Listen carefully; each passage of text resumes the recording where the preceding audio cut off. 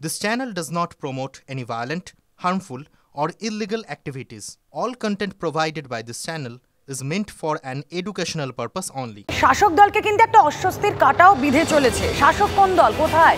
কসবার।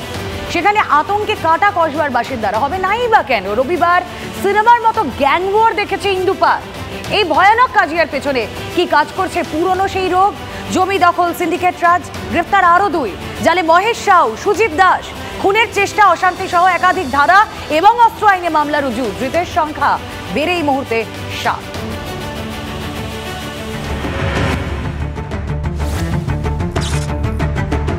কসবার রাজডাঙ্গার ইন্দু park. একাধিক কারণেই এই এলাকার জমির দাম গত কয়েক বছরের মধ্যেই হুড়মুড়িয়ে বেড়েছে। কলকাতার জলাভূমি সংলগ্ন কসবার 107 ও 108 নম্বর ওয়ার্ড এলাকার খালি জমির দাম কাঠা পিছু 60 থেকে 80 লক্ষ টাকা দর চলছে। ইএম বাইপাস লাগোয়া জমি হলে দাম 1.5 কোটি। রাজ্যের ভূমি দপ্তরের তথ্য অনুযায়ী দুটি ওয়ার্ডে প্রায় 190টির কাছাকাছি খালি জমি রয়েছে, যার মধ্যে ব্যক্তিগত জমি, কেএমডির জমি ও বেশ কিছু পরিত্যক্ত জমিও রয়েছে। সেগুলি এখন জমি হাঙরদের নজরে। অভিযোগ, শাসক দলের কিছু নেতার মদতে গজিয়ে উঠেছে সিন্ডিকেট রাজ।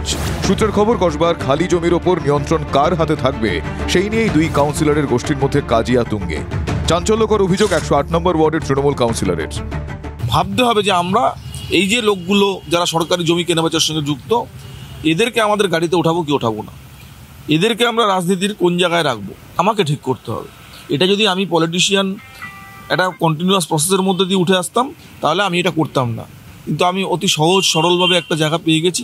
তাই এটাকে আমার কাছে কিছু মনেই হচ্ছে না যে এটা কি সরকারি জমি কি না জমি, এটা মানে আমার পারপাস সলভ হলেই হয়ে যায়। কোনো ঝগড়া আমি কারোর সাথে করেছি বলে আমার মনে হয় না। এরকমভাবে গোষ্ঠীদ্বন্দ্ব বলা হচ্ছে, আমি বুঝতে পারছি না। ওয়ার্ডের বাইরে থেকে লোক আসছে, বদমাইশি করছে, সেটা আলাদা কথা, সেটা তো কিছু নয়। প্রশাসন যেটা ডিসিশন নেবে সেটাই ডিসিশন।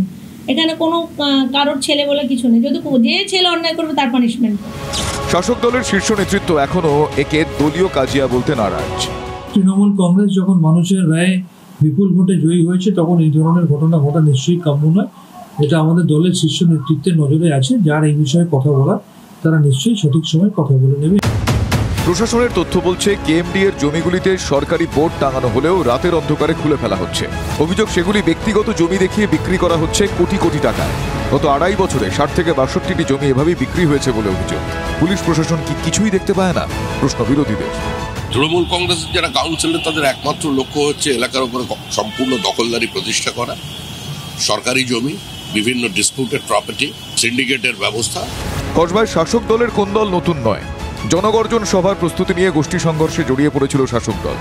লোকসভা ভোট মিটতেই 3 মাসের মাথায় আবারও তৃণমূলের কাজিয়া প্রকাশ্যে চলে আসে। এই কোন দল কি থামাতে পারবেন শীর্ষ নেতৃত্ব? লাগাম পরানো যাবে সিন্ডিকেট রাজ, বেআইনি জমির কারবার, নাকি এভাবেই কলকাতার রাস্তায় গ্যাং ওয়ার দেখবেন কসবাবাসী? সায়ন্ত ভট্টাচার্য, অরিত্র ঘোষের রিপোর্ট, TV9 বাংলা।